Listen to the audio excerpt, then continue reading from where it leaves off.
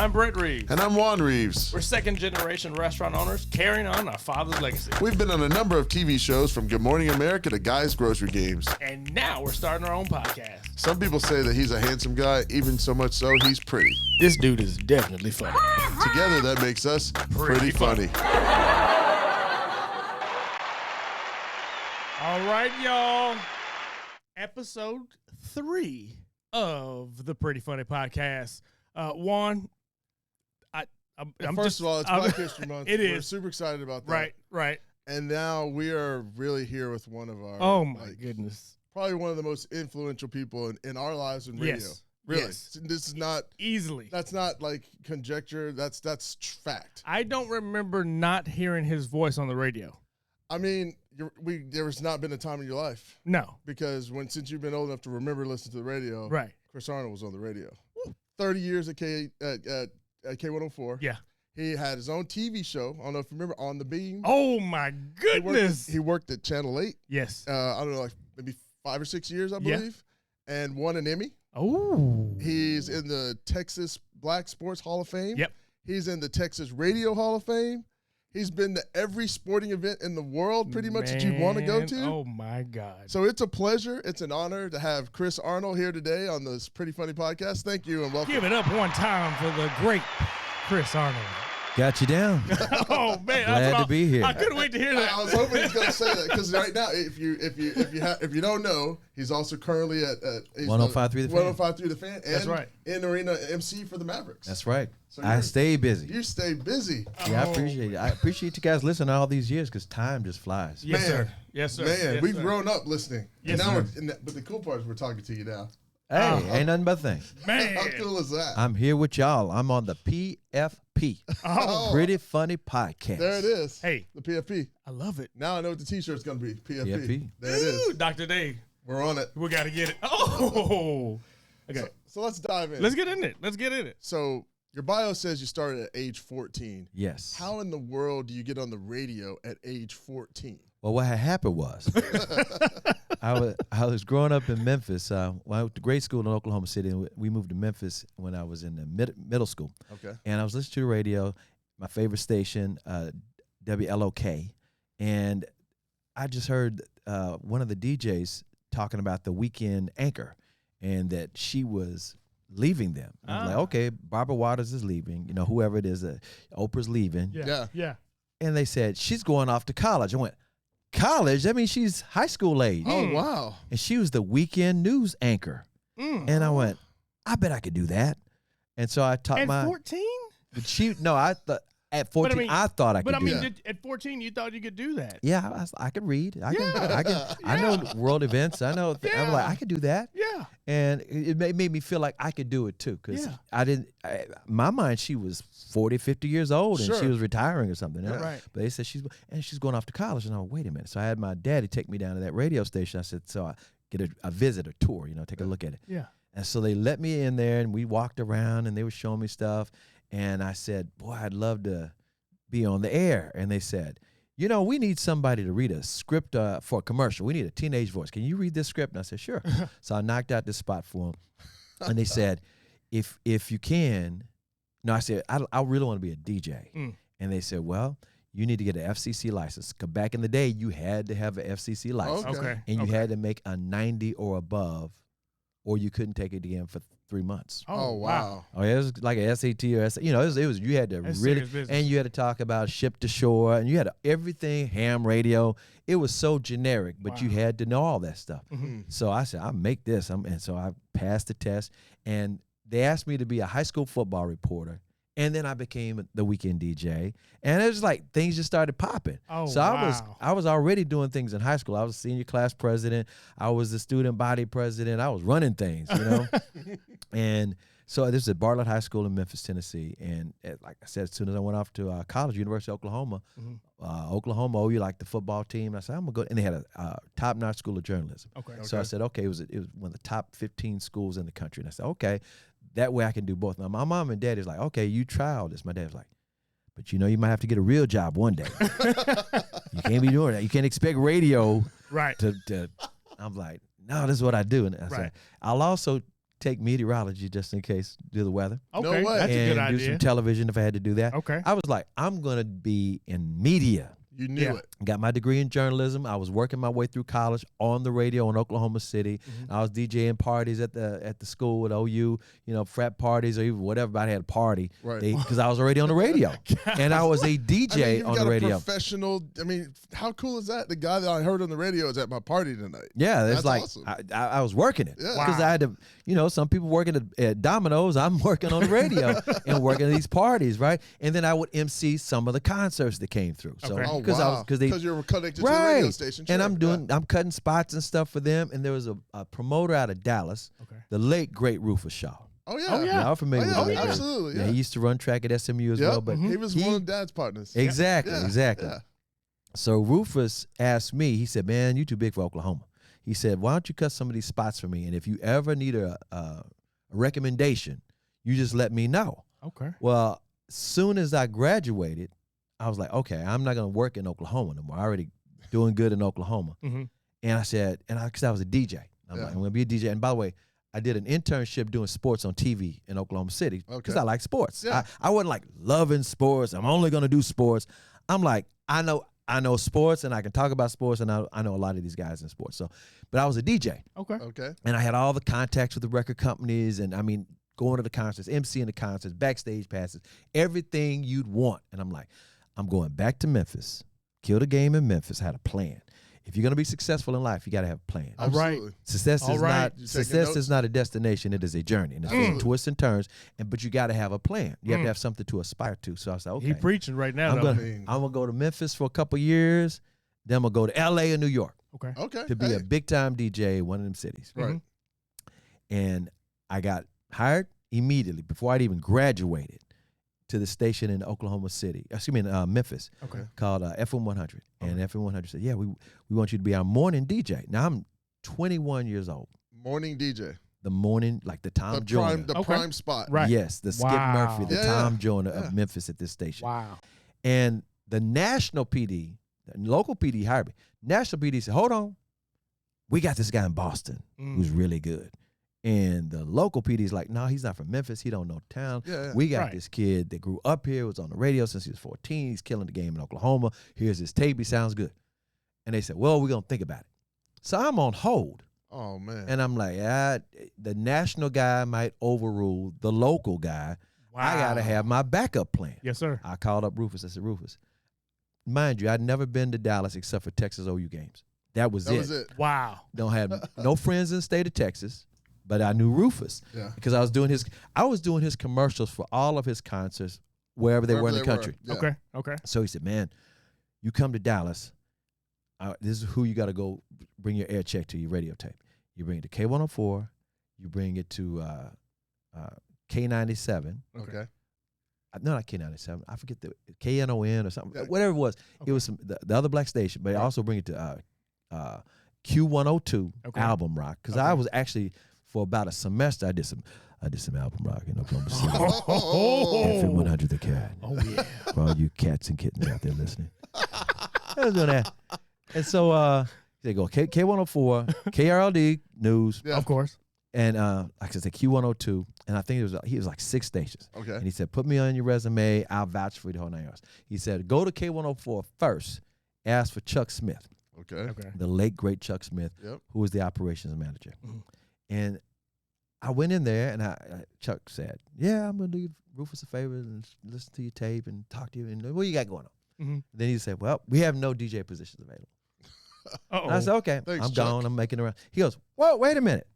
You do sports too? I said, yeah. Oh. He said, well, guess what? We just got, this in 1980. Okay. Last week, we just got an NBA team called the Dallas Mavericks. I'm like, okay, so that's good. Oh my. Then he said, we got Oh, the Texas my. Rangers, we got the Dallas Cowboys, we got SMU, TCU, UTA, North Texas. You got all these colleges, let alone the high school scene. I was like, that's fine, but I need to be a DJ because I ain't making no money doing sports on a music station. That is not going to work. Right. And he said, but if you'll be able to cut, we're really gonna have you're gonna be the sports director and you get to cover all those things. I'm like, I am not interested. I know I could do it. At age 21, he's offering you this opportunity. Yeah, but it's a music station. I'm like, I'm not gonna make any money. It's not gonna work. It's not. I'm a DJ. The sports was on the side for fun. You don't understand, Juan. He's a DJ. He's a DJ. He's DJ. Yeah. Album rock, Right. R&B, whatever you need. Whatever you need. All right. Yeah, that's the capital C, who me, H-R-I-S, A-R-N-O-L-D-D-O-W. See? Chris Arnold, dog, and now you know. And now you know. And believe that.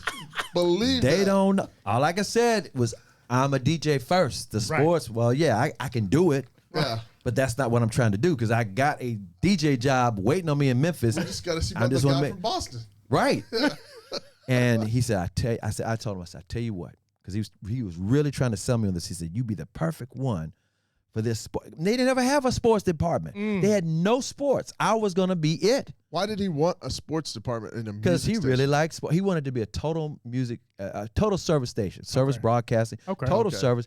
They had a full-time news department. They had just started a full-time news department. Okay. They had weather. They had a traffic, helicopter, the updates. And Okay. they had right. all those things. And they wanted the sports piece to complete the whole thing to be like a total, no reason to flip the dial. Right. You got everything Wow. here. You got Everything. Your entertainment, Yeah. and your information, all the things you need to know. Plus, if you black, you talk barbershop, you could check on sports. That's Yeah. it. That's it. Yeah. Sports was right up there with entertainment. Yes, Sure, sir. absolutely. Yes, So I sir. was like, in fact, that's how I even got into sports, right? Liking sports. When I was a little boy in Memphis, my daddy take me to the barbershop on Saturday to get that cut, just Yep. like everybody else. Yep. Everybody's arguing about some sports in the barbershop, right. watching, Absolutely. watching TV. Yep. So that's how I got hooked on some sports. But it wasn't like that's what I wanted to do. Right. I never, my sports heroes were not like team sport guys. Okay. My number one hero was Bruce Lee. Oh, wow. Because he was cold, and I'm so old. Back in the day, he had them Bruce Lee movies. Yep, Oh, I was, absolutely. I was Them a karate big movies. Bruce Lee No, fan. we watched some Oh, karate yeah, yeah. movies. We watched us- Huge Bruce Lee fan. Be Yeah. water. Oh. I mean, it's all about the discipline. That's right. And then my second favorite athlete was Muhammad Ali. Okay. Okay. Then you go from there. Yeah. Right. And, right. and then team sports or whatever. So I wasn't like I was a Cowboys fan or, my favorite team in all of sports is Oklahoma Sooners. Okay, I mean, that makes sense.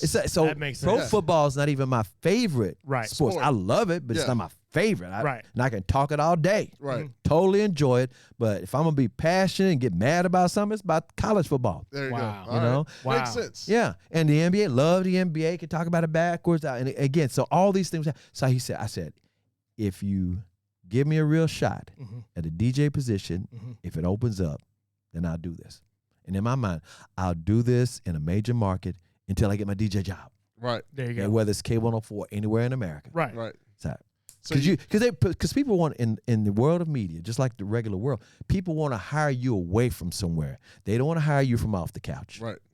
They're That's like, right. Why is he on the couch? Exactly. Oh, he's in between jobs. Why is that? Yeah. Wow. Fresh out of college. Well, you might have to wait a little longer. Whatever. Yeah. And even when I was in college, my last semester, I was talking to my guidance counselor, and he was saying, because he said you have to go 5 years. I like, no, I got big plans. Right. You just have plans, man. I got a degree to get, and I'm get this degree and then keep on stepping. I got bigger plans. That's right. He said, you got like 30 more hours to go or something like that. I can't remember. It's a lot, and for one semester.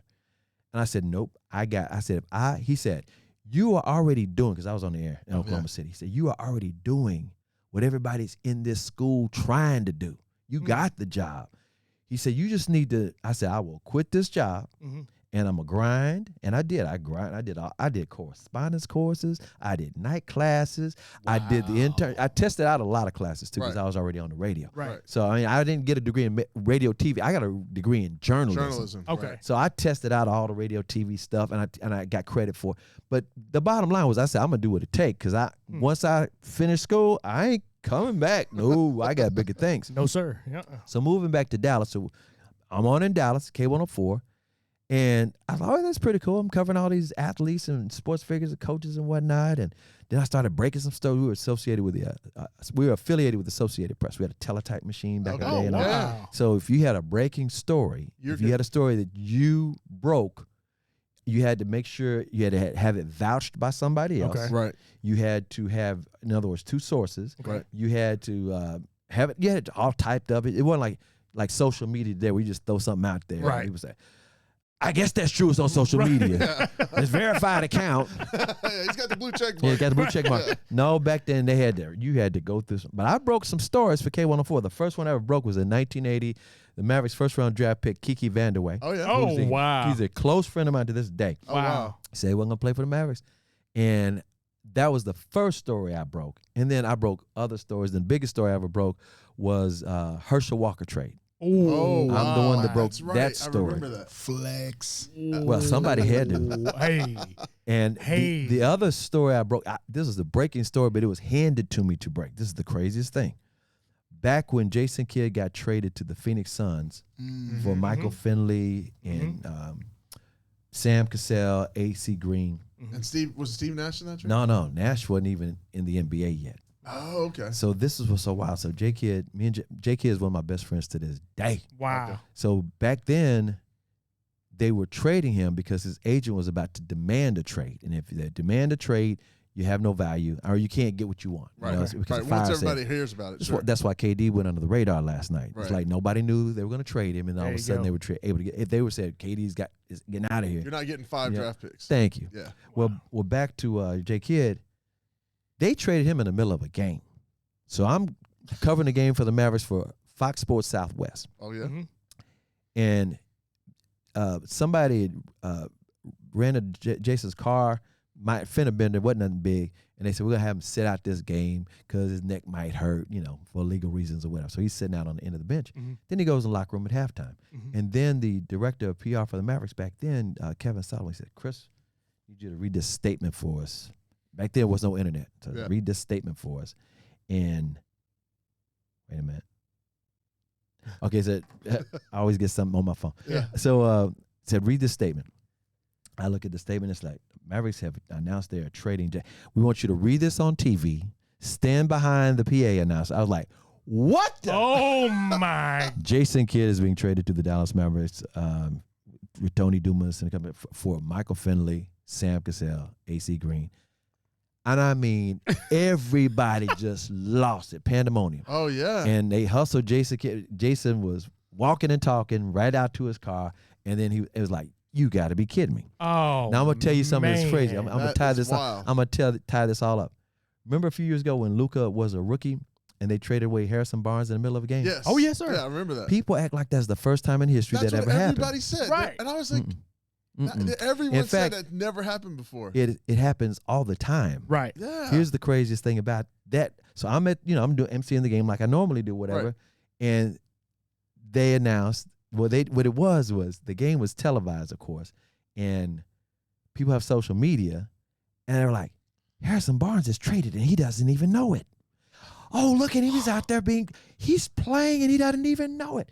He knew. Oh, Let me explain. okay.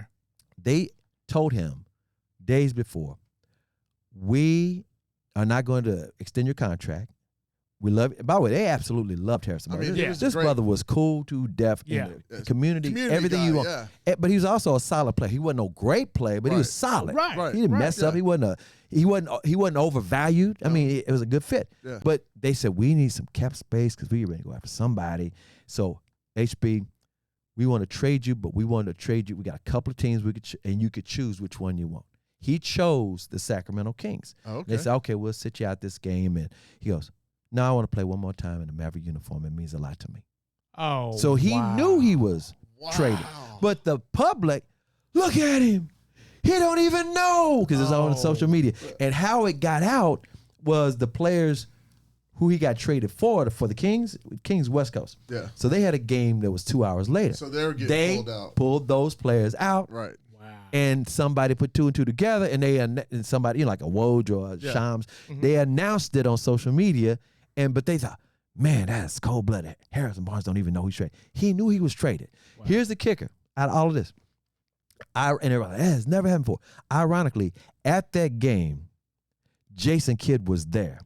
Visiting Rick Carlisle. He was visiting Rick Carlisle, going to go down to San Antonio, talk to Pop. This was after he got fired from the Milwaukee Bucks, Right. before he went to the Lakers. Right. He's like, I'm going to go over some things and get, to Due make the diligence, moves. yeah. To make my moves so I can position myself to be head coach again. He was in Dallas. And the first thing he said to me, he said, Chris, remember what happened with me? I said, I remember what happened with you. He said, people act like they ain't never happened before. I said, that's right. They don't know. And so there he was with me, same city where it happened to him. That's Hold on. crazy. You realize we just had a CA confidential? CA stories confidential? We just had a CA Right story. now. Right now. Right now. I've heard I got nothing but them. I know. Oh, well, I we know. we already know. We I mean, know. it's just you, I got the crazy the, story. the king of the confidential. You answered one of our questions because we were curious. Were Right. you a radio guy doing sports or a sports guy who got into radio? You answered that. Radio guy. You were a radio guy. Right. DJ. You were a DJ. Right. And so what was wild about K104 is I had the best of both worlds. This is when I said, okay, first of all, I like doing the sports stuff. I liked it, but I was like, I ain't gonna get paid the way I want. I'm trying to get like $1 million contract being a DJ somewhere. Big time Right. DJ. Exactly. I want that Tom Joyner money. I like, but not be, not Tom's my guy, but I didn't, he wasn't even here yet. He was still in Chicago. That was Oh, the yeah. question I had. When did that happen? Oh, okay. So Tom was in Chicago. He left KKDA. He was on Okay. KKDA in the 70s. Okay. And Willis Johnson came out right behind Tom. Yeah. But he went to Chicago, not going back and forth. He was just working in Chicago.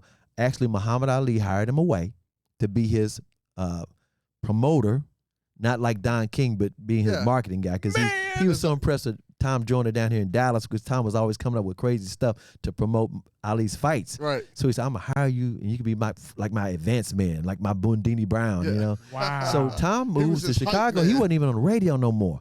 And then Ali wasn't fighting but every year or two. Right. Mhm. And he's like, I'm bored as hell. Yeah. So he got on the radio in Chicago. Okay.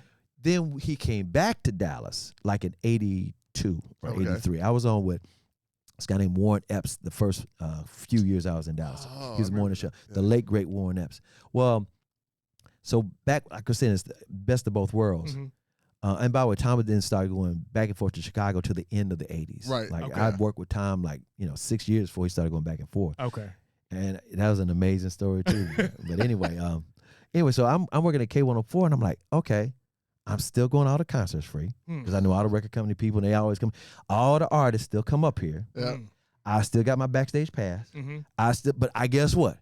I'm going to Super Bowl, World Series, Final Four, NBA Finals. K104 let me cover 28 Super Bowls, 21 NBA Finals, 21 NBA All-Star games, 15 Final Fours, 8 World Series, 8 baseball All-Star games. It was 5 Pro Bowls back then, but it's really 7 because Okay. Miami and Phoenix Right. had Pro Bowls. Right. I was just counting the Hawaii Pro Bowls when I always talk about Pro Bowls. 5. 2 Stanley Cup Finals, the World Cup, the Olympics, all the major fights in Las Vegas and Atlantic City. We're talking about all the big heavyweight fights, the big welterweight fights, Ali, Tyson, Roy Sugar Ray Leonard, Jones. Roy Jones, Yeah. Floyd Mayweather. I can go on and on and on. Oscar De La Hoya. I was at all the big fights. I was at the fight when Holyfield got his ear beat off by Tyson. I got stories. Oh man. my! This is the I biggest mean, flex I got in the stories. history of Dr. D, PSP. I It's mean, not a flex. It's a fact. It's the truth. But that's what makes it a flex. It's like, Yeah. oh my God. This is just real. This is everyday stuff that was happening to Chris Arnold. Round of applause for this man. Still now. I mean, give it up, Give it man. up. Are you Time flies. serious? So, Oh my all right. goodness. So you've obviously met everybody. Yeah. Okay. I'm gonna show you something wild. Okay. We going all over the map. Oh no, But this is fun. You're gonna like this. yeah. So this buddy of mine, he's a beat writer for the Dallas Cowboys. He's worked for Okay. the Athletic, and his name is John Machota. Oh yeah. And Machota was saying, "Hey, Chris, that picture of you and Michael Jordan is so strong." I was like, "Now I've taken pictures with Jordan before." And I'm Right. like, "What are you talking about?" Well, it's Which just a one? picture. No, I'm just saying it's just a picture. I was Right, like, right. people pose with, and me and right. Jordan, we do go back though. Right. But still, it's like, what's so strong? What's so good about it? Mhm. He goes, "You right there when he won the title." I'm like, "Yeah, I was at all 6 of them." Yeah. And I said, "But what picture are you talking about?" He said, "The one with you right by Jordan, and he's got the trophy." I'm like, "I don't have a picture." So he sent it to me. He said he saw this online. Oh no. I'm gonna show this to you first, and you think it's flex, right? Look over his right shoulder. Oh, that's a flex. That's a flex. Chris, wait a minute. There's your boy oh right up there. my good. Are you seeing this? Man. There's Michael Jordan with the trophy. Y'all can describe it. I Yeah. propose that we refer to Chris Arnold as Big Money Chris on this show from now on. That's Big it. Money Chris. Big money, Chris. No, you just say OGAF. Oh, OGF. yeah. The man with the plan. OGAF. See, I got receipts. It ain't like I'm making this stuff up. It's It a real is. deal. It is what it is. I mean, you didn't even know about this picture. I had never seen this picture. He just gave this to me in December, just before Christmas. This happened 30 years ago. This wasn't even the first one. This was the second one. I was all of his championships. Right. But I'm standing in a media huddle because we're all surrounding Jordan. He's got the trophy in his hand. This is not when him crying, because the first time he was crying, his daddy. He went by his himself for the Right. Yeah. No, he wasn't by himself. He was standing there with all of us, but he was crying because he was with his father. He was crying because all of the critics was telling him, you'll never win the championship because you dominate the ball too much. You score too much. You got to be like Magic. You got to be like Bird. You got to be, you got to be more team or whatever. They stereotyped him, and so he was crying. It took him 8 years. Yeah. Wow. And so this was the second one where I'm standing in the background right here. The first one, his dad was there, and of course, a couple years later, Father of America. Yeah. I got crazy stuff. I actually went to the Nike campus with his mom and dad in Portland one year. We took a cab together. I got crazy stories. I could go on. I went on I don't want to call it a blind date, but somebody tried to hook me up with Michael Jordan's sister to go to a movie. Oh, wow. We were in Chicago. I got these crazy I hate stories. when that happens. There's this girl who works in an NBA office. Her name is Leah Wilcox. So Leah, real good friend of mine, she said, Chris, there's this new movie came out, a Spike Lee movie or something. She said, there's a movie coming out. Can you just cross the street from the hotel? Okay, let's go to the movie. She said, we're going with, I forgot Michael's sister's now, blocked it out. Michael's sister, I said, okay. So I was like, okay, they girls, and I'm going to just go with them and kind of be the bodyguard. Just hanging out, yeah. Man, how come she put me in between them two? Big money, Chris. And I'm like, and then somebody said, well, you going out with Michael Jordan's sister, man? That must. What she look like? She look like Michael Jordan with a wig on. No, she had a pretty smile, but no, Sometimes she looked exactly like him. I'm like, no. There was zero interest. Yeah. She was a very sweet person. I'm sure she's lovely. There you go. Lovely She's like that. inside. Salt of the earth. Salt of the earth. Man, that's just one. I got a million stories like that. Oh, my goodness. That is amazing. But again, like I said, it's because K104, I have to give props to K104. They made me the sports director, which meant the first time they let me do some things. First, I was doing all the, in-town stuff for about a year. And then in 81, I was like, I need to cover a big fight. Yeah. Sugar Ray Leonard's going to fight Tommy Hearns in Las Vegas. Yeah. Got to cover. So I made the pitch, and they said, well, no, we're not interested. I'm like, I could do this. I'm telling you, you see what I've been doing all year. The Cowboys. I wasn't even going on the road trips yet with the Cowboys. It's just home games. I said, y'all know what I'm doing. The Mavericks, Cowboys. I done broke stories. Right. No. Then and I said, I've talked to the promoter in Las Vegas. Got credential. No. Then 2 days before the fight, guess what? We sold it to Coca-Cola. You doing updates from the fight? I'm like, what? I ain't got no room. I ain't got no flight. I ain't got no credential. They said, you'll work it out. They gave me $1,200 cash and just said, get on this flight. It was a late night flight. Wow. I landed in Las Vegas, stayed at the No-Tel Motel, whatever. Oh, wow. Walked over to Caesar's Palace, because that's where the fight was. Sure. Found the Caesar's Palace PR person. And he said, what are you, because I was in the media tent. He said, oh, yeah, they sent you anyway. Now, I'm like 22. I'm like looking all sad, like, they sent me anyway. And he said, well, wait right here. Let's see if everybody shows up with these seats, because we got this is a fight. This is not a Super Bowl. Right? We got limited seats. Right. And I'm like, so by the way, I'm there that afternoon. The fight is at night. Right. I'm there early because I wanted to make sure stuff happened. Yeah. And I got all the stress on me because I've got to do updates every round. Oh, wow. And I'm just in the media tent. The fight, they turned the tennis courts of Caesar's Palace into a fight. Okay. An arena. Arena, yeah. And they had all the who's who there. I mean, this is the big fight. Tommy Hearns versus Sugar Ray Leonard. And I'm like, I remember this. I do too. I'm like, I have no seat. I'm in the media tent. And I have no idea what's going to happen. How am I going to do this? There's no cell phones back then. This is the 80s. How am I going to do these updates? So I'm sitting there. And of course, there's certain Dallas media, newspaper writers, they recognize me because I work with them, or they see me at the Cowboy games. Hey, Chris Arnold, what are you doing here? So I'm talking to him. Skip Bayless was like, Skip. I was actually doing his updates for K104. For those who don't know, Skip Bayless used to do a 1-minute update. Yeah. On K104. I remember before that. he got big time. Yep. And we had to let him go because Tom Jones said every time Skip would say something real. By the way, he wasn't as bad as he is now with these crazy opinions. That's diabolical. Yeah. But he would always say something with a twist on it that would hijack the show because the phone calls from that point on. What did he just say?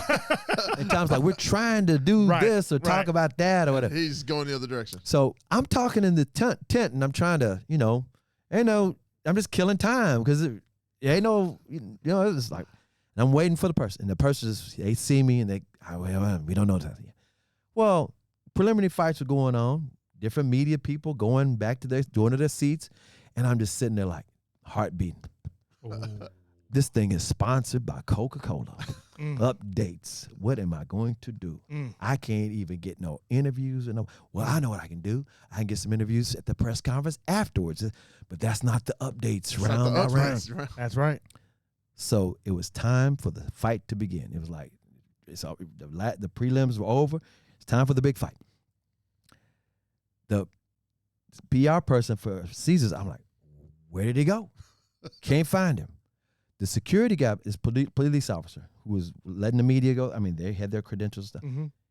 He's standing right there, and they're all going to their seats. And I said, hey, man, I'm in the media. Yeah. You've been seeing me here all day. Yeah. I can't find Bob Thompson. I can't find him. Right. He's running around, and he's got a seat for me. And so I slipped him a 20. And he said, okay. And so I went off. And I got that. But see, I have to come back to the tent to do the update because the landline phones are in the tent. Okay. In front of, because they didn't have laptop computers for these reporters, these newspapers. They had the typewriters, electric typewriters, but they had a phone bank. Right. Okay. So I had to come back, and I did the update. And I had to give him another 20. And another 20. And another 20. And I'm going back and forth, back and forth, back and forth. But I did it, damn it. You're right. And then when it was over with, I got my interviews from the post-game press conference and stuff. And then from that point on, flew back. That point on, K104 said, anywhere you want to go, anything you want to do, you deliver. Wow. See, you got to deliver. You passed the test. You got to, and you got to say, my whole philosophy is you always want to give people more. Yeah. Therefore, it makes it hard for them to fire you. Absolutely. Yeah. I don't want them to replace me. Yeah, I like what I do. And guess what? I'm be low key. When I say low key, I wish I would tell the rest of the DJs how much fun I'm having. They just say, yeah, he's just doing sports. Yeah. He's just in the sports world. That's all. Yeah. That's it. I had the best of both worlds. You Sports, really did. entertainment, like I said, concerts. And everybody came through K104 because it was in Dallas. Absolutely. Everybody came through. So I got stories like from, name all the entertainers too. Yeah. So let me ask you a question, Chris. Big money, Chris. I'm sorry, big money, Chris. No. That's the money ain't got nothing to do with it because I don't make no Tom Joyner money. Right. But so you have mentioned so many just nuggets for success. Mm-hmm. What do you think for yourself? Like, because everybody, I think you got to know one of your special gifts when you're trying to do something, accomplish something. Mm-hmm. What do you think is the key to your personal success? You can't be afraid of failure. Failure doesn't define you unless you let it. Failure is a lesson learned. Wow. In other words, if something goes wrong, people make mistakes all the time. Wow. Whatever it is, you thought you were going to get this job, it didn't happen. Maybe it wasn't meant to be that time. Wow. But you can't let that stop you. You've got to say, okay, I learned from that lesson. What did I learn? Not to do this. It's kind of like Michael Jordan had a commercial back in the day where he was talking about how he's made all these game-winning shots. Then he said, but I missed a lot of them too. Yeah. Yeah. Did I quit? No. I just made a better shot. I just started dunking on some punkin heads. I threw that party. He actually got that fadeaway going, Oh, yeah. Because they came up with the Jordan rules. The Pistons came up with the Jordan rules where they would just beat him up. Yeah. Whenever he came into the paint, they That's just right. beat him down. You gonna come in here and dunk on us? You gonna pay. They beat him down. Bill Laimbeer and Rodman and John Sally and all those guys beat him up. And he started lifting Mahorn. Yep. He started lifting weights. Got big. Got bigger, but he had that fadeaway. That fadeaway. That fadeaway was just So patent. the key to success is remember, success is not a destination. You don't say, ta-da, I'm here. Because what are you going to do next? Yeah. Right. You can't be satisfied. Right. I mean, unless you just want to retire, but what are you going to retire to? Right. At the same time, you can't let failure define you. Right. Wow. You can't say, well, that didn't work out. So, I mean, I thought I was going to be a DJ. Yeah. I'm in the Radio Hall of Fame. Yes. Not as a DJ. Wow. I'm actually in 3 Hall of Fames. I don't know if you knew that. What's the third one? Back in October, I got surprised when they put me in the Texas Boxing Hall of Fame as a special contributor. I heard you talk about Special that on the contributor. Fan. I did hear you talk I was about like, that on the Fan. they put me and a couple of newspaper reporters, a couple of other radio guys, and a couple of TV reporters. Okay. State of Texas, because of what we contributed to the growth of the sport through all these years. Because I'm, like I said, since 1981, I've been covering all these fights. No, seriously, when the fights were happening back, we're listening to the radio. That was it's interesting that you described what Chuck's plan was. Yeah. Because he did it. Yeah. Yeah. As the outside looking in, he did it because I remember moving back to Dallas, having lived in New York, having lived in Europe, lived in New York, come back to Dallas, and I started listening to the morning show. And that was when Skip was there. I'd listened before, but I'm living here now. Again. Right. And you knew a friend of mine, Terry Murphy. Of course. I worked for him for like 6 years. He started Hoop It Up, Hoop-de-Doo first. Hoop-de-Doo, Down in the West End. Yep. I did a lot of stuff with Terry. I remember that. And so and he would talk about you a lot too. And He was with D Magazine when he started. yeah, he was a Wow. he's a very talented writer. Very talented. Brilliant man. Brilliant man. Wow. Well, he would talk about Chris a lot. Yeah. But one of the things that I remember is I would listen to K104 and I really did listen for sports. When you guys kind of started to change the format, that's what made me drive to listen to sports radio because I'm like, I want more of that. Because I wanted you to have more of the segment. I love Skip, Nanette. Well, do you remember what I did? And Sam, you went to the ticket. I went to the ticket. And had your own show. K104 let me do the ticket too. I was telling them, Hyman Childs and Chuck Smith, I said, I love K104 and everything I'm doing, but I know more stuff. Right. And I can't really talk about it in detail the way I want to. Right. And I said, my peers, I was doing Jackie Robinson stuff. I'm going to keep it real. Yeah. There were guys that just said, yeah, okay, but you're on a music station. Yeah. Like, wait a minute. Wow. What does that got to do with anything? Well, you're not really real. You're on a music station. It's like I'm doing something in my parents' basement or something, doing a blog. And I'm like, no, we're affiliated with the Associated Press. We're a full service station. Music is a big part of our format, but I do sports. Right. And there was certain sports when I was covering them, they would not give me a credential. It took me 7 years to get an NCAA credential for the Final Four. Are you serious? It was like doing taxes. Every year I was trying to get a credential, but I wasn't the only one they were hard on. They were I call it newspaper biased. They were print media biased. Right. If you in broadcasting, they're like, you're not real. You're not the real media. You're not a journalist. Right. You're a broadcaster. How dare you think you could cover something? Oh, wow. So it took years. And even Channel 8 couldn't get a Final Four credential. So when I covered the Final Four, Channel 8 piggybacked off of me being there, they'd get another TV station, another ABC affiliate, and wherever I was at the Final Four, they do a live shot with me there. Right.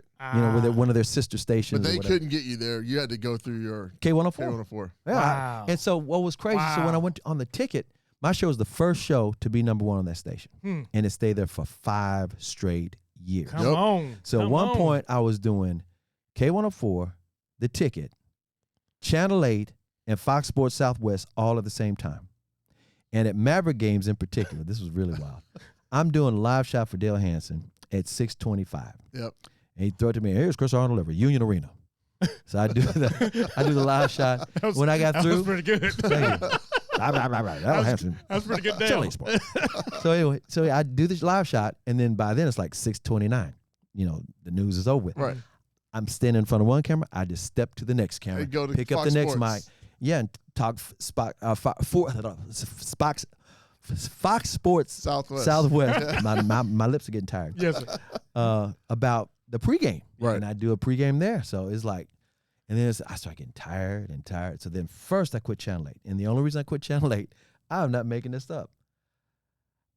Jordan, let's go back to Michael Jordan again. Okay. So Jordan after he come out of retirement the first time, he comes back to Dallas and he says, "Hey, Chris, how you like your new job?" I said, "What new job?" Because I'm trying to figure out what he's talking about. He said, "Oh, the TV gig. Man, you're doing a great job with it." I'm like, how are you watching Fox Sports Southwest? By the way, back then, Mavericks were terrible. Yeah, Right. absolutely. They're the worst team in all of sports. Oh, we remember. And I'm like, what the hell Michael Jordan doing watching Fox Sports Southwest? Right. He said, "I got a satellite dish. I check you out. You're doing a great job, man." And that's what, and like when I was getting tired, I was like, do I do Channel 8, which is the #1 station in town? Right. All right, I never thought about Fox Sports Southwest being Nationwide. nationwide on the Nationwide. satellite. Wow. It's kind of like streaming nowadays, right? Right. That's yeah. right. That's right. I'm like, okay, I'm going to have to go stay with the Fox Sports Southwest. Because then another buddy of mine said, I was in Vegas at the sports book, and there you were interviewing Shaq on the big screen on the wall. What in the world? And I never thought about that because the Mavericks were terrible. Terrible. They were. And I was like, people weren't watching for the Mavericks. They were watching for the other team. Right. Right. And I'm doing the interviews with whoever won the game afterwards. So that's when I made that business decision. And I've always wondered that. So thank you for answering that question that I never asked. So like, I got crazy stories. Crazy stories. So I said, Channel 8, it's been fun. Okay. Got my Emmy, kept on going. There it is. There you go. Thanks for having me. By the way, everybody, Channel 8, it's almost like you will get an Emmy if you're at this station, if you work hard at it. Yeah. Because, they respect the brand. Right. It's like Absolutely. saying you, whatever, work for, name something real classy or whatever. And at the same time, like, I just got one. There are people over there in that sports department got 20-something. Yeah.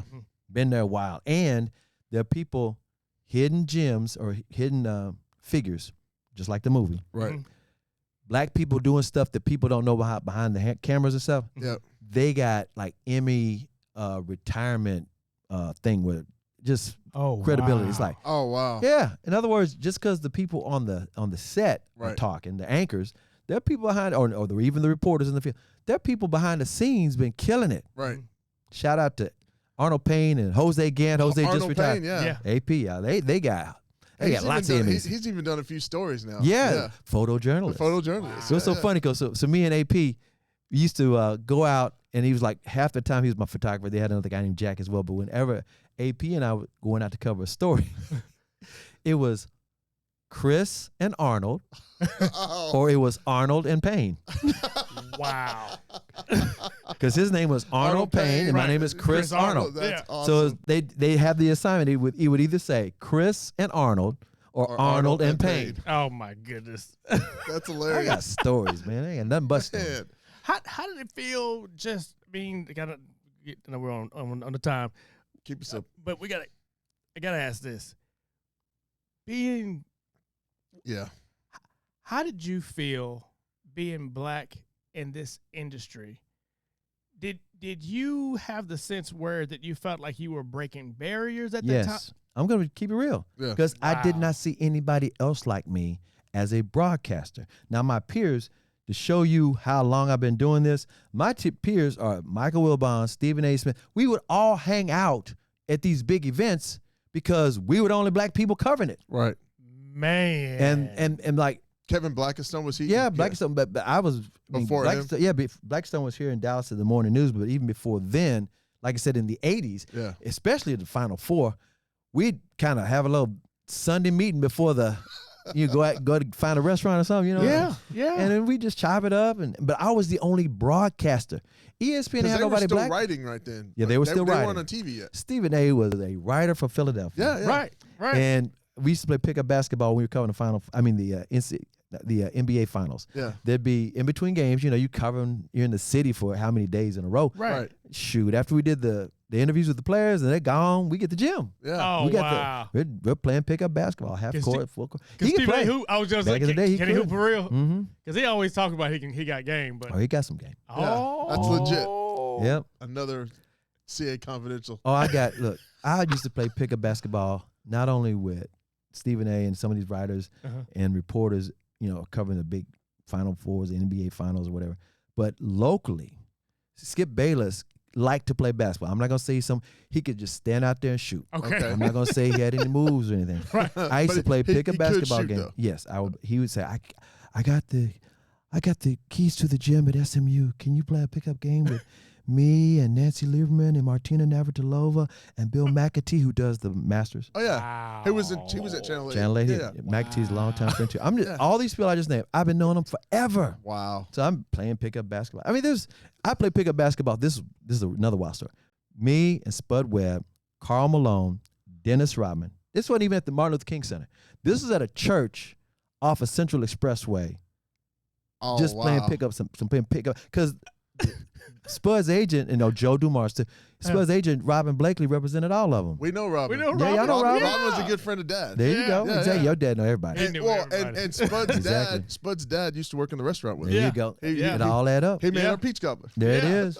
Man, I got that is Okay, and speaking of pickup basketball games, so then I had this great idea when Spud was having his celebrity basketball games in the summertime. Uh-huh. It was me and Robin and Spud. It was for the Boys and Girls Club. Right. There's only 3 players in the NBA that had certified, league-approved summertime basketball classics. They ain't want the players to get hurt. Right. It was Magic, Larry Bird, and Spud. That was it. How did Spud pull that off? That's Robin. You know Spud's shy. He ain't gonna say nothing. Yeah, he's all, And that's why I was like the spokesperson for Spud getting the other players because they all love Spud, Right. but he's too scared to ask them. I'm like Spud, so I'm out at Cowboys training camp. Back then it was Thousand Oaks, California. Right. Magic would have his summertime classic out there. Spud is always there because he's dunking. Everybody loves Spud. And he played golf, and all the big names would be there. And so it was up to me to say, recruit for Spud. to recruit for Spud. And so on one of those years, in fact, it was the last couple of years we did it, I was like, you know what? We need to make some more money. How about we have a charity game of horse in Roger Staubach's backyard? 'Cause Roger Staubach goodness. loves to play basketball. Terry Murphy used to invite me over to Roger Staubach's backyard to There play you basketball. go. See? Wow. Yes. And it had the goals up on the trees by the garage and all that. Anyway, off of LBJ. He's moved now, but it's off of LBJ. Well, so check this out. So Roger thought, he said, yes, I will have some of my corporate friends. And because they would get a kick. This is lifetime, this bucket list. They'd love to do it. So me and Spud and Magic Johnson and Dennis Rodman and Chris Mullen and Karl Malone and you just name all the way, Dominique. He basically just Ron named the dream Harper. team. You realize he just named the Oh, dream yeah, the team. dream.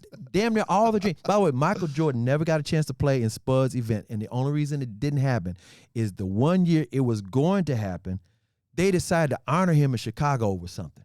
And he could not be at that. Oh, It was the city of my Chicago. goodness. And they threw that out there because he's like, oh, yeah, I'm there. Because Michael would always play in Magic's deal. Right. And I can't remember if he ever played in Larry's deal because I never did go to Larry. Okay. Oh, yeah. This is so funny. Magic would do a great job at his own deal. And by the way, he had the most unbelievable after party. Oh, And I'm not talking about something I'm that's sure. I don't know about the after party. Right. But I'm talking about the straight up legit after party. Shoot. It was in Century City. This place called Century Club. Dr. Dre talk about it all the time in his song. So if you get in a Century Club, you know what I'm saying? You're there, yeah. So Magic would have his after party in there, and it would basically be a who's who of not only all the players, all the most beautiful women in Hollywood, Of Yeah. course. Oh yeah. and then you'd have like Spike Lee right there. Okay. You'd have Mike Tyson over there, Arsenio Hall over there. You'd have Black Hollywood in Yeah. force off in that mug. Mm. And one night I was just shaking my head saying, if a bomb blew up in this building, All the black people. but not only that, billions of dollars. Wow. Think about it. Michael Jordan, Spike Lee, Arsenio Hall. I go down there, Mike Tyson, Oh, wow. Sugar Ray Leonard. I'm going on and on and on. Barkley, all of them. Man. They're all there. And I'm like, this is just insane. That's insane. And so, like I said, I would help Spud do the recruiting out there in LA, and they all come to Dallas. Wow. And Man. those Spud All-Star games were just absolutely amazing. So who of all the, I mean, you've obviously met all these people. Mm-hmm. Who is like is there some person that like even to this day you're like, I can't believe I met that person or I talked to that person, or is there anybody like that for you? Okay, this is too wild. This is not that wild, but it's too wild. Okay, so I met so many people, Right. and I'm impressed with all of them. Don't get me wrong. Sure. Right. But when you cover them all the time, or you Right. see them on it's like either they become your friends a little bit, or they know who you are, and you don't put them on a pedestal. Right. Now Ali's on a pedestal. Oh, I put him on a pedestal. Yeah. I got to tell you a joke he told me one time. This is too funny. So I first met him when I was in high school, and the first thing I realized when I met him is in a hotel lobby with my parents, and I shook his hand. I was expecting he was real nice, and this is in the 70s when he could still be cognizant and all that. And I mean, he was just still rhyming and stuff. Oh, right? yeah. And I shook hands with him. He had the biggest hands that were soft as pillows. Wow. I'm thinking fighter, calluses, just rough hands, and whatever. Soft pillows. Take care of the money makers. There it is.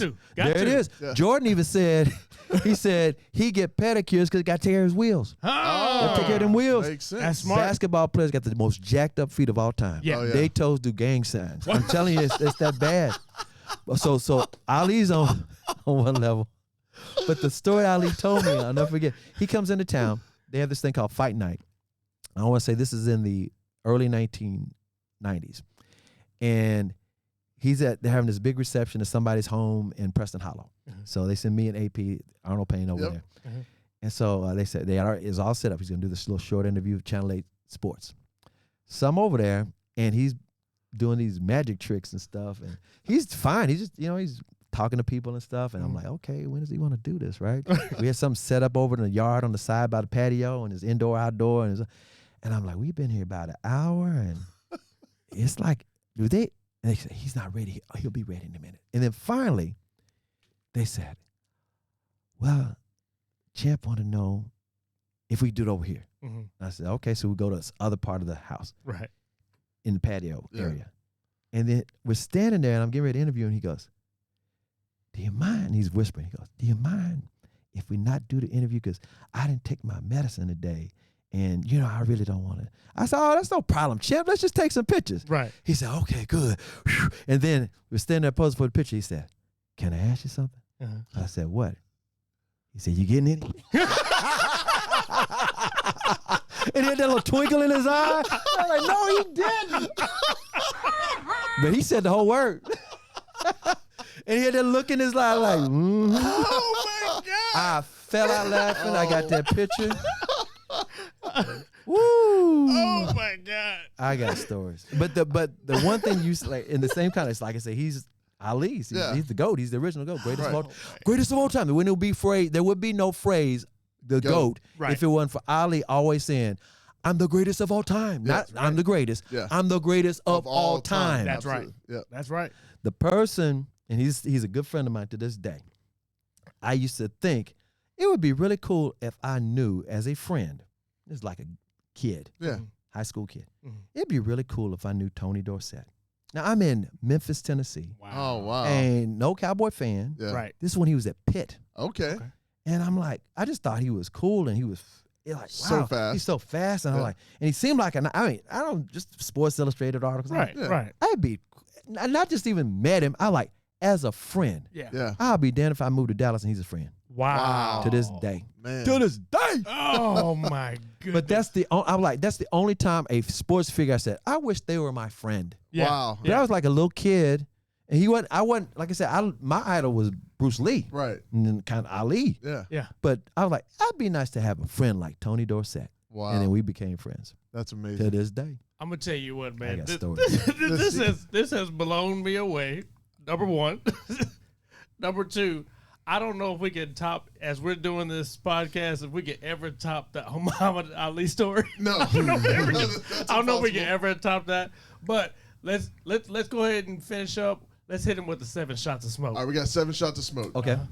It's an either or question. Sure. So, Rapid fire. You ready? Rapid fire. Rapid Yeah. fire. You ready? Mm-hmm. Better athlete, Bo Jackson, Deion Sanders. Oh, Deion. Wow. Okay. I'm only going to say that. Don't get me wrong. Bo was powerful. Yeah. Powerful. Yeah. But I even saw Deion run track and play basketball. Oh, yeah. I've never. Okay. Bo doesn't look like he could. A lot of running backs do not know how to play basketball. Basketball. Okay. That's good. Okay. That Don't makes say sense. Deion. Prime. Coach Prime. All right. So We coming. You've been everywhere. Mhm. You know food. Mhm. Better city for dining, Chicago or New Orleans? I would say New Orleans, but I am not huge seafood. Okay. And that is a seafood capital. So Right. I'm only leaning Chicago because because you're not a seafood guy. yeah, Okay. but don't get me wrong. I will eat some catfish. Yeah. And I'll eat fish that's not fishy. Yeah. I got you. But I Makes do sense. not eat crustaceans. Okay. And I'm not allergic to them. I just Just prefer that's not not to. your thing. Yeah. Gotcha. Me neither. He doesn't either. I would Don't do show me an both. oyster or shrimp. I'm just not gonna go there. Yeah.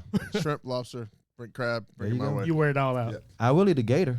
Oh. Tastes like chicken. That's what they say. If you can slice it thin enough. Prince or Michael Jackson? Ah. Oh. Okay. And by just I just look at Prince as like a genius, and Michael being one of the greatest entertainers of all time. Sure. True. Prince can play all these instruments. Yes. Yeah. Michael can play the piano a little bit, I Mhm. believe. Okay. Mhm. But Michael was a genius himself. But Prince was like his He was a savant when it came to music. yeah, and his Yeah. music, all of it was so different. Michael's was more of a genre of R&B, his style, pop Right. R&B, king of pop. But Prince was like he could do it. And you when people say guitarist, you gotta say Prince, Eric Clapton, Gotcha. Jimi Hendrix. Well, when they Gotcha. ask, have you ever seen that interview where they ask Eric Clapton, how does it feel to be the greatest guitarist in the world? And he said, ask Prince. That's right. yeah, Yeah. that's exactly what he said. All right. Who's going to win a championship first, Rangers or Cowboys? Oh. Oh. I have to pause because You stumped him on. the Rangers have loaded up. They have. They have. They have, and they got Bochy. Bochy always wins the ring. Yes, sir. I just think the Cowboys are so due. Yeah. Rangers. Rangers. Oh! Oh, mark that. Dr. Day, did you hear Dr. Mark Day? that. I'm saying I that, did. hoping that they I win. did.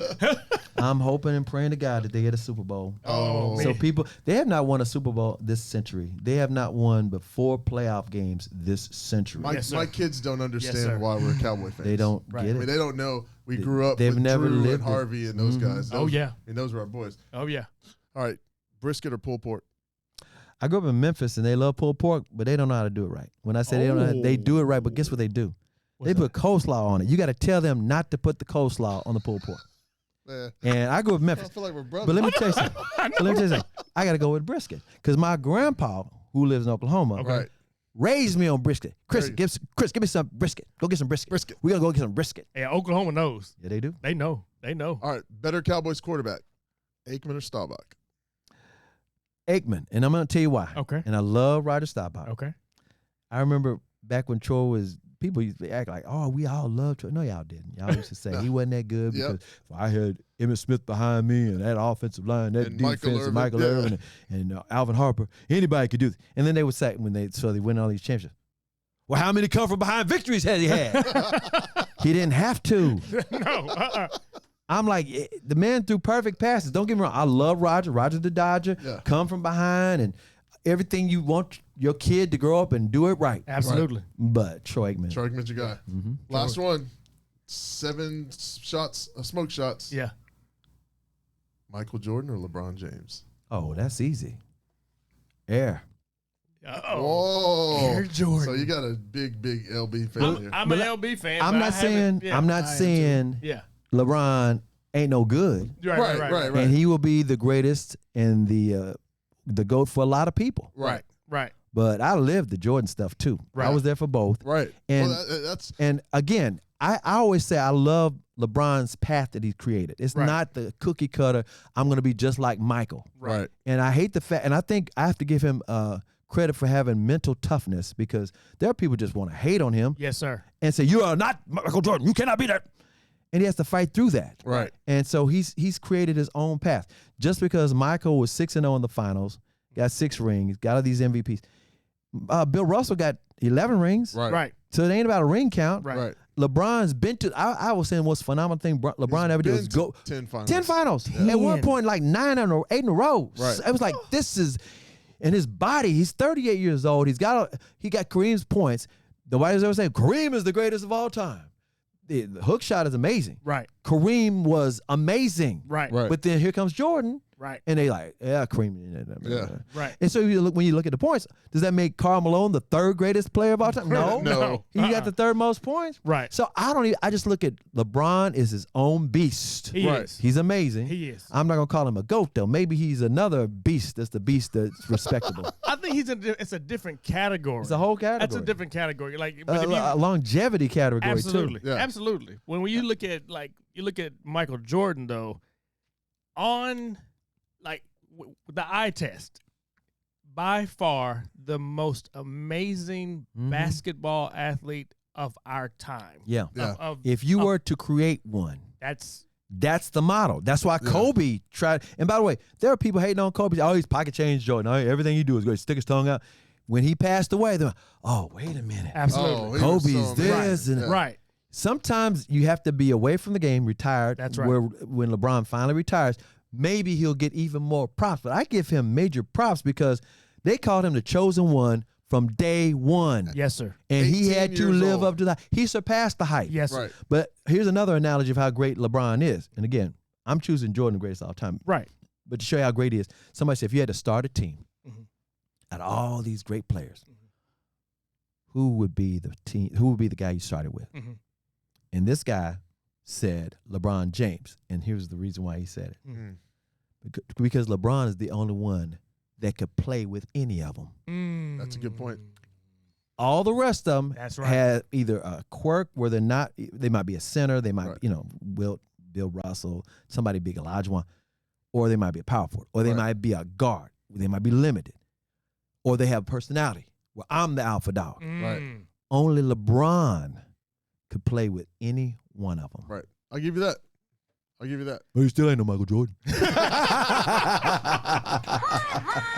All right, y'all. Listen, this has been amazing. This has been gold. This has been, I mean. This is platinum. Thanks for having me. Facts. We will do Chris, it again soon. Please, we'd love to. Thank you Sure. so much for being with us. Thank you so much for just taking your time. And we know how busy you are. Yes. we see you everywhere. Yeah, And no so doubt. we just appreciate you taking your time and just sharing these amazing gold nugget stories. And I think, as we're celebrating Black History Month, and we're really highlighting the local Black media who have influenced us, but also represented. You gave us a voice. You've been a voice for generations. Appreciate that.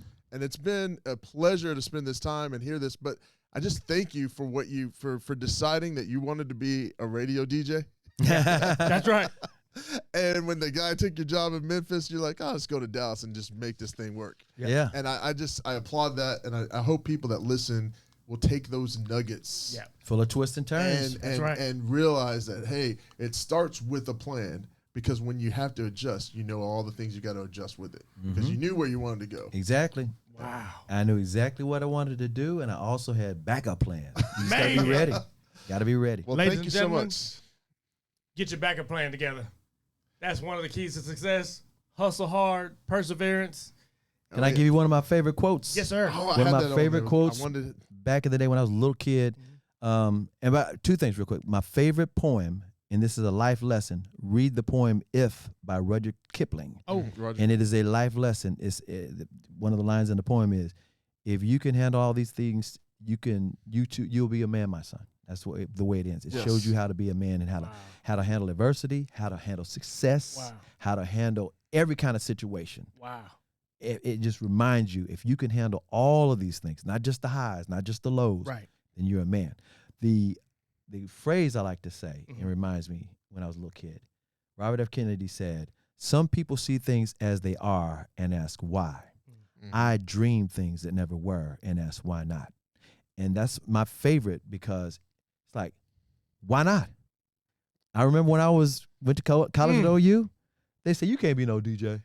I was like, I'm already one. I got FCC license. Yes, sir. You can't get on a campus station. I don't want to be on a campus station. I'm going to Oklahoma City. It's like, don't try to define me. Don't be mad at me because I don't conveniently fit into your stereotype. There it is. There it is. That's it. Say, man, we're going to leave him with why not. Why not? Why not? One. Well, one thing I will say is this has been delightful. And it was brought to you by Smokey John's Barbecue Sauce and Barbecue Rub. And what's that for? It's for your meat. Yes, sir. There it is. As you always say, Juan. Don't stop till you get enough. However, Once you found your fill, we suggest that you shut it down. back up off of it. Cut it out. Let it breathe. Don't do it no more. All right. Peace out, y'all. Say goodnight to mama. Good night, mama. The proceeding has been brought to you by Smokey John's Barbecue Sauce and Barbecue Rub. It's for your meat.